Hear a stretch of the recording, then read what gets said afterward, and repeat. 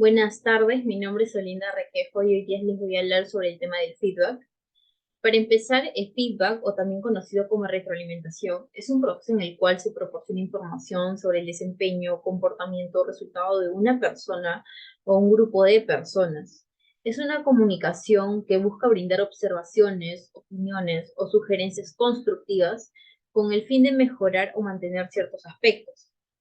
El feedback puede ser tanto positivo o negativo, dependiendo de la intención y el contenido del mensaje. El feedback positivo se centra en resaltar los logros, fortalezas o comportamientos efectivos, mientras que el feedback negativo señala áreas de mejora, errores o comportamientos que necesitan ser corregidos y mejorados. La retroalimentación puede ser entregada de diversas formas, como comentarios verbales, escrito o mediante el uso de herramientas y sistemas específicos. Es fundamental que el feedback sea transmitido de manera clara, específico, oportuno y objetivo para que sea efectivo y beneficioso para las personas que lo puedan recibir. El propósito principal del feedback es ayudar a las personas a aprender, crecer y obviamente mejorar su desempeño. Puede ser utilizado en diferentes contextos, como por ejemplo en el ámbito laboral, educativo, personal, en el ámbito profesional. Entonces, al recibir feedback, las personas pueden tomar conciencia de sus fortalezas y debilidades.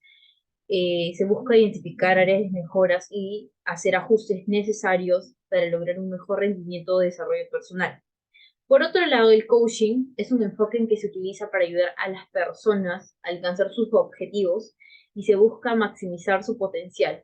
El coach trabaja con el coachee para identificar metas, superar obstáculos, desarrollar habilidades y lograr un cambio positivo.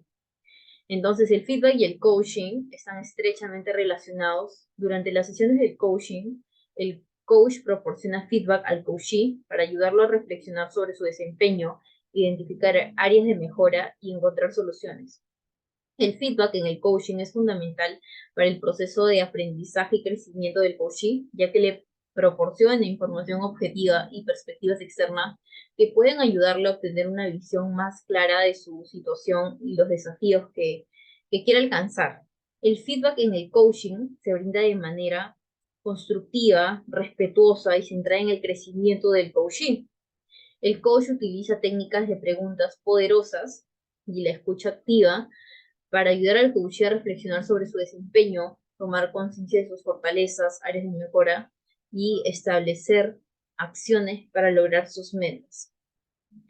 Los aspectos fundamentales para un buen feedback son cinco. El primer paso es la comprobación de los hechos.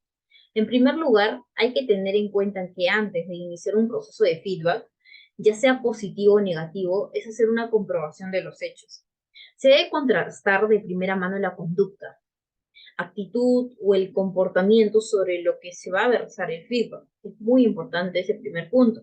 El segundo paso es la descripción aséptica de los hechos. Entonces, aséptica quiere decir que no realicemos un proceso de feedback cuando nuestro estado de ánimo no esté centrado.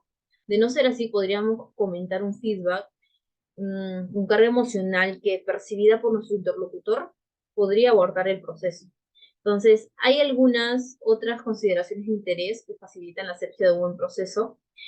Cabe recalcar que deberíamos centrarnos en la conducta o el comportamiento de la persona y no directamente en él o ella. Es decir, distinguir la atención al comportamiento o conducta y no al carácter o la personalidad. Entonces, de este modo se consigue que la persona no se sienta afectada personalmente y por lo tanto no se da lugar a que se cierre el feedback que se le está brindando. Se debe describir, no evaluar ni interpretar. El comportamiento abierto es altamente objetivo y observable. Además, la interpretación o evaluación de otros priva a la persona de la oportunidad de interpretar y entender su propio comportamiento. Entonces, es mejor ser específico que hablar con generalidades y ambigüedades. Cuanto más concreto sea el proporcionar el feedback, mayor provecho sacará la persona que lo recibe. Entonces, asimismo, sabrá qué comportamiento o conducta concreta es sobre la que se le otorga el feedback. No se debe centrar en un comportamiento que pueda cambiarse. El feedback se encamina al comportamiento sobre el cual la persona tenga un margen de actuación y que le resulte posible cambiar. En caso contrario, podríamos despertar que el interlocutor despierta una sensación de frustración. El feedback tiene que ser oportuno. En el momento preciso, lo más inmediato posible, el momento en el que ocurrió el comportamiento sobre el cual se le va a dar el feedback, teniendo en cuenta la disposición del interlocutor. Solicitado antes que impuesto. Es más útil cuando el interesado lo solicita o si consultamos su disposición para recibirlo, ¿no? Entonces, al pedir el feedback, la persona está pidiendo la percepción y observaciones sobre su comportamiento, es decir, indica que la persona está abierta, ¿no? Está abierta a recibir comentarios. No obstante, solemos dar feedback, nos lo soliciten o no, y aun cuando la persona esté o no esté lista para recibirlo, ¿no? Suele ocurrir cuando nos sentimos especialmente molestos por alguna conducta que consideramos inadecuada. Entonces, la persona tiene la libertad de usar el feedback de cualquier forma sin tener derecho al emisor a exigir una corrección de la conducta o comportamiento. Entonces, una persona que da feedback y exige un cambio está intentando definir los estándares de correcto o incorrecto, o de lo bueno y de lo malo, y está juzgando los comportamientos en función de esos estándares. Entonces, hay que recordar que el rol de un coach, si bien es cierto, es aplicar la escucha activa, el escucha, mas no da consejos, no te puede juzgar. Entonces es muy importante eh, tomar en cuenta estos puntos, ya que el coach lo que va a hacer es que tú, como persona, a través de preguntas poderosas, preguntas abiertas, puedas identificar esas fortalezas que tú tienes. El paso 3 es definir cómo me hace sentir. Se debe describir los impactos y consecuencias a nivel emocional que tal comportamiento está originando. Hay que tener cuidado, ya que en numerosas ocasiones pensamos que estamos expresando nuestros sentimientos cuando en realidad lo que estamos haciendo es dar nuestra opinión. Entonces, por parte del coach, no puede dar consejos, ¿no? Él va a ayudar a través de preguntas poderosas a que el coach pueda identificar sus fortalezas y pueda haber mejoras respecto a su problema.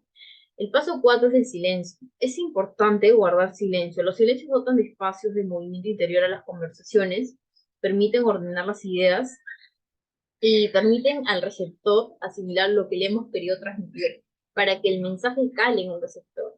Y el último paso es el paso 5, puertas abiertas, es decir, habiendo dejado la conversación cerrada con respecto al feedback a dar, dejarla abierta. Abierta a la búsqueda de conductas alternativas que beneficiando al receptor y ayudándole a mejorar, reparen los posibles daños provocados. Ahora le voy a comentar un poquito sobre el feedback en el ámbito laboral. El feedback y la satisfacción laboral están estrechamente relacionadas. La retroalimentación efectiva y constructiva en el entorno laboral puede tener un impacto significativo en la satisfacción y el compromiso de los trabajadores. Entonces, el feedback es importante en el entorno laboral ya que permite que los trabajadores puedan recibir información sobre su desempeño, conociendo tanto sus fortalezas como debilidades. Cuando los trabajadores reciben un feedback constante y efectivo, más que nada constructivo, es más probable que tengan mayor desempeño laboral. Entonces, una relación positiva entre el feedback y la satisfacción laboral existe, obviamente. Cuando los empleados reciben más feedback positivo, como lo mencioné, y constructivo a la vez, se van a sentir más valorados y motivados, lo que a su vez va a mejorar el nivel de productividad, va a mejorar el clima laboral, la relación entre compañeros, subordinados, jefes y pares, por lo tanto va a haber un buen funcionamiento de la empresa.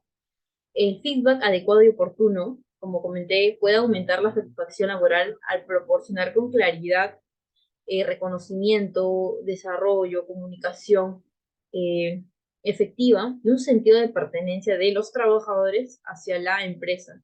Es una herramienta importante para impulsar el compromiso y el bienestar de los trabajadores. Ahora, se debe generar una cultura de feedback en una organización. Implica fomentar un entorno en el que se valore y promueva la comunicación abierta y constructiva. Para poder generar una cultura de feedback, lo primero que se debe hacer es fomentar la apertura. Se debe crear un entorno en el que los trabajadores se sientan cómodos expresando sus ideas y opiniones, Promover siempre la transparencia y la honestidad en todas las interacciones. Se debe establecer expectativas claras. Se debe comunicar claramente la importancia del feedback y las expectativas en cuanto a cómo y cuándo se debe proporcionar. Se debe capacitar a los líderes y trabajadores también. Se debe proporcionar formación y recursos para que los líderes y los trabajadores aprendan cómo dar y recibir el feedback de manera efectiva. Entonces, enseñarles técnicas de comunicación asertiva y cómo ofrecer críticas más que nada constructivas. Promover el feedback regular, animar a los trabajadores a dar feedback de forma regular, no solo en momentos específicos como las evaluaciones de desempeño. Entonces, fomentar una cultura en la que el feedback sea visto como una oportunidad para crecer y aprender. Se debe reconocer y valorar mucho el feedback. Se debe agradecer y reconocer a aquellos que den feedback de manera constructiva. Demostrar que el feedback es muy valorado y utilizado para impulsar mejoras y más que nada cambios positivos en la organización entre las personas. Se debe crear canales de feedback, también es muy importante establecer diferentes canales de comunicación para que los trabajadores puedan dar feedback, como reuniones individuales, encuestas, pueden ser encuestas anónimas o buzones de sugerencia también. El modelo, modelar el comportamiento. Los líderes y los miembros del equipo deben dar el ejemplo al proporcionar y recibir feedback. Entonces, se debe modelar una actitud abierta y receptiva, ¿no? Mostrar a los demás cómo aceptar el feedback de manera positiva y utilizarlo para mejorar. Eh, Se debe también hacer un seguimiento de las acciones derivadas del feedback, y es muy importante que el feedback no se pierda en el vacío. Se debe realizar un seguimiento de las acciones tomadas como resultado del feedback recibido y comunicar los cambios o mejoras que puedan haber habido y que hayan sido implementados. Entonces, para concluir, se debe aprender de los errores. Fomentar una mentalidad de aprendizaje y mejora continua. Eh, Ver el feedback como una oportunidad para crecer y mejorar. Entonces, recordar que generar una cultura de feedback lleva de mucho tiempo y esfuerzo, es verdad, pero es fundamental para crear un entorno seguro y de confianza en el que las personas se puedan sentir cómodas al expresar sus opiniones y poder recibir una retroalimentación. Eso sería todo por mi parte. Muchas gracias.